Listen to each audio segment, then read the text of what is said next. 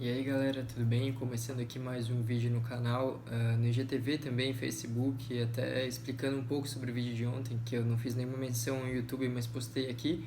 Foi porque a princípio ele foi criado para o IGTV, era a minha intenção principal, só que eu pensei, não, já que eu vou fazer para um, eu vou começar a compartilhar em todas as redes sociais possíveis e vou aproveitar para criar um canal que já estava na minha cabeça há muito tempo, mas eu nunca consegui tirar do papel, colocar na prática, então agora pretendo atualizar bastante por aqui. Então hoje vou falar sobre o segundo jogo na ordem aí dessas oitavas da Champions League. Ontem falei sobre Borussia Dortmund e PSG, que é um jogo que para mim vai ser marcado muito pelo entretenimento, um jogo muito divertido de acompanhar do ponto de vista estético, até muitas jogadas mais livres dos jogadores, e eu acho que esse jogo Atlético de Madrid e Liverpool vai ser marcado um pouco pelo inverso, vai ser o jogo da compactação, o jogo dos times muito bem encaixados dentro de seus sistemas, times que jogam com muita cautela, apesar de um ser taxado como muito ofensivo, como o Liverpool, porque é realmente um time que ele impressiona pela forma que amassa os adversários, que joga no campo ofensivo, que faz com que esses jogadores diferentes estejam sempre entre os melhores do mundo, por exemplo. Então é realmente um time ofensivo, se a gente pegar o teor da palavra, mas se a gente começa a analisar bem a estratégia do treinador, Jürgen Klopp, é um time que também, assim como o Simeone, se destaca por aspectos defensivos. Ele consegue ter uma compactação muito acima da média do futebol mundial. Então eu acho que esse jogo vai ser muito marcado por equipes que tentam compactar bem o espaço, reduzir o gramado que o adversário tem para atuar e tomar decisões muito bem embasadas, digamos assim, dentro de uma estratégia coletiva. A gente não vê muito jogador tomando decisões que não tenham muito a ver com o que os treinadores pedem. Então, assim, não é nenhuma questão de não ter liberdade, mas é de times de muita consciência tática mesmo. Acredito que o Liverpool se destaca muito por isso, agora está no auge, então é um time que é referência para todos os outros. E o Simeone no Atlético de Madrid é um caso interessante, porque é a nona temporada dele, se não me engano, pelo Atlético, e é a mais instável. A temporada de La Liga não é tão boa como a maioria do torcedor esperava. Esperava uma queda por ter sido um período de transição, saída de muitas referências técnicas e psicológicas, líderes do elenco. Eles acabaram saindo dando vaga para caras novas, jogadores um pouco mais inexperientes, promissores, mas inexperientes. Então era esperada, mas é uma temporada bem instável mesmo, e isso pode preocupar. Só que eu acredito que o potencial de um Simeone em mata-mata de Champions League não pode ser desvalorizado. É um treinador que também é referência. São dois técnicos, inclusive, que são dos melhores da geração, dos melhores dessa década. Simeone e Klopp, eles se destacaram por vários motivos, alguns semelhantes, alguns que divergem em alguns pontos, mas conceitos muito bem aplicados e muito bem replicados no mundo inteiro. Então penso que Simeone vai nessa partida adotar a cautela que ele costuma sempre, até porque contra um time tão agressivo como o Liverpool, que é um time que tem na sua pressão alta o ponto forte, é ali que o Liverpool cria suas melhores chances, roubando a bola do adversário no próprio campo dele. O Simeone não vai arriscar, já é algo que ele não costuma fazer em jogos, até contra times mais frágeis. Ele não vai arriscar contra o melhor time do mundo, fazer uma saída, ter zagueiros trocando passes no próprio campo. Acho que vai ser um jogo mais direto, vai ser um jogo de tentar furar essa primeira linha de pressão do Liverpool. Não que aí o jogo vai ser fácil, porque ainda assim vai ter dificuldade, tamanha a qualidade do adversário que tem pela frente, mas uma das saídas é as laterais. Só que aí entra um ponto muito importante. Você pega ali os laterais do Atlético de Madrid, principalmente Renan Lodge e Trippier, que são os titulares, são dois jogadores ofensivamente muito importantes, um time que não tem tanta criatividade em outros setores. Mas se você pesa o aspecto defensivo, que contra jogadores do porte de Robertson e Mané e de Arnold e Salah do outro lado, você pega esses jogadores de frente e entra aquela questão, você adota uma tática mais cautelosa para parar eles ou você confia mesmo no seu potencial ofensivo, lembrando que o Atlético de Madrid provavelmente precisa vencer essa partida. O primeiro jogo é em casa, no Wanda Metropolitano, e não vai querer ir para Anfield, não existe muito essa possibilidade de você ir para Anfield e conseguir fazer o resultado lá. Então o Atlético de Madrid vai ter que ter cautela, mas ao mesmo tempo ser um pouco mais ousado do que costuma, para não sofrer muito na Inglaterra, que seria um desafio praticamente impossível, penso assim.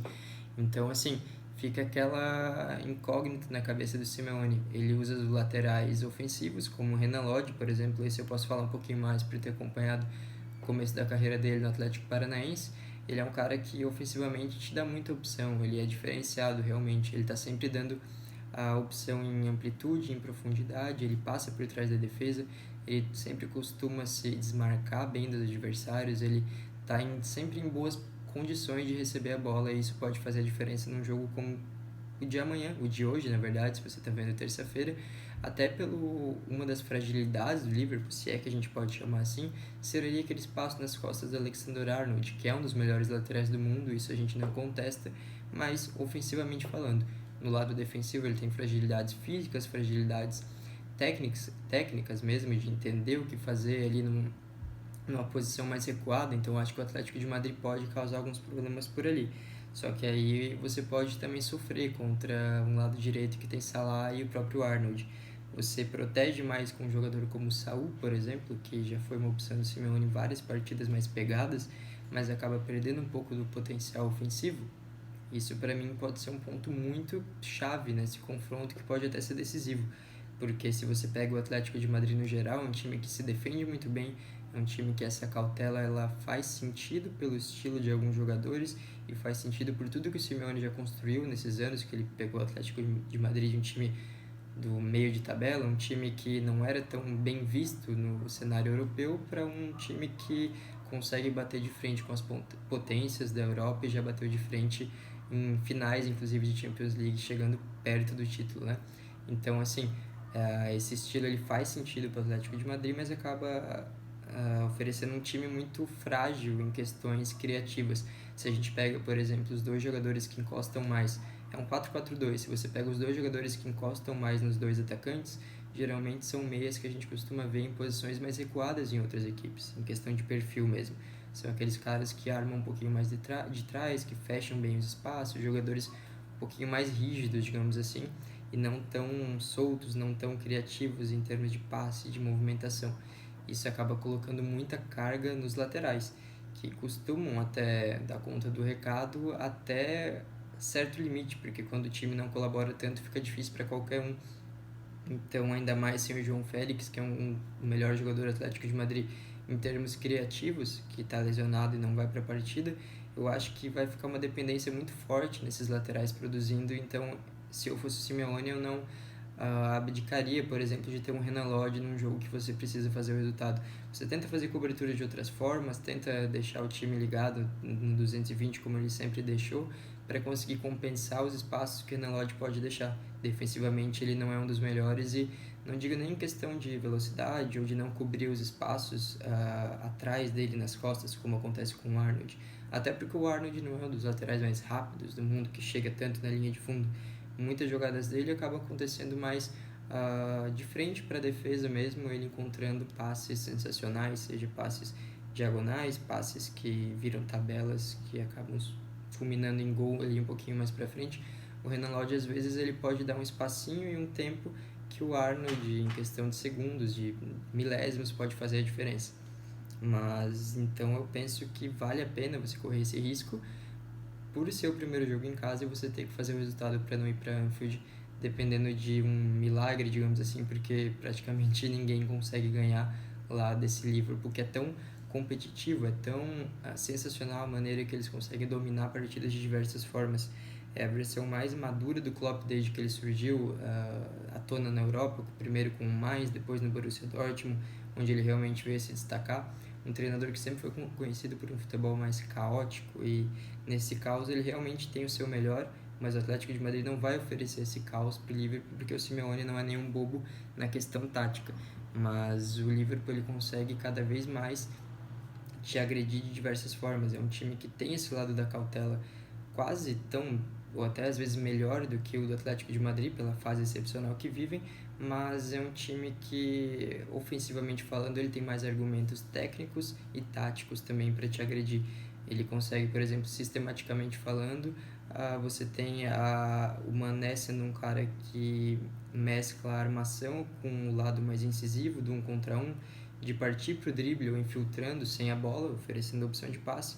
Você tem um Robertson e Arnold que conseguem encontrar espaços muito positivos de diferentes espaços do campo. Ele não precisa chegar na linha de fundo, como eu comentei, um pouquinho antes ali na intermediária, ele já consegue encontrar passes fantásticos.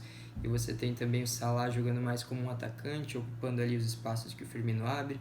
Você tem várias maneiras de furar a defesa adversária, que com certeza vai estar muito bem postada, como a do Atlético de Madrid. Então, para mim, esse é o diferencial. Os dois times, defensivamente falando, meio que se equivalem. São dois times que têm estratégias muito bem definidas e treinadores que conseguem aplicar conceitos e com eficiência como poucos, mas a gente pega ali o lado que decide jogos na Champions League e o Liverpool tem mais chances de chegar ao gol e mais chances de segurar o resultado. Penso que essa versão do Liverpool é complicada de qualquer time do mundo bater, qualquer time não sei se digo da história do futebol, mas até dos times recentes que a gente acompanhou fazendo história, como o Real Madrid do Zidane, o Barcelona do Guardiola, o Manchester City do Guardiola, a gente está vendo agora na Premier League e também na Champions passada como sofreu contra esse time do Liverpool. Então, com certeza, eles são os favoritos, continuam e tem tudo até para chegar em mais uma decisão. Mas para mim não está fora de cogitação uma classificação do Atlético de Madrid, pelo potencial que tem Diego Simeone, que é um mestre no sentido tático, no sentido psicológico, e acho que nesses confrontos mais isolados, apesar da temporada dele ser relativamente fraca, ele pode ainda assim mostrar que é uma das referências, o porquê que ele chegou numa posição tão almejada no futebol mundial, treinador que tem o maior salário, o maior salário entre os treinadores em todo o mundo. Então, assim, ele é um cara que fez muito para merecer para chegar nesse lugar e ele tem a capacidade, sim, de oferecer um jogo bem complicado para o Klopp. Acho que vai ser mais difícil do que o normal para o Liverpool, mas um jogo cheio de questões que vão aparecer mesmo ali durante os 90 minutos.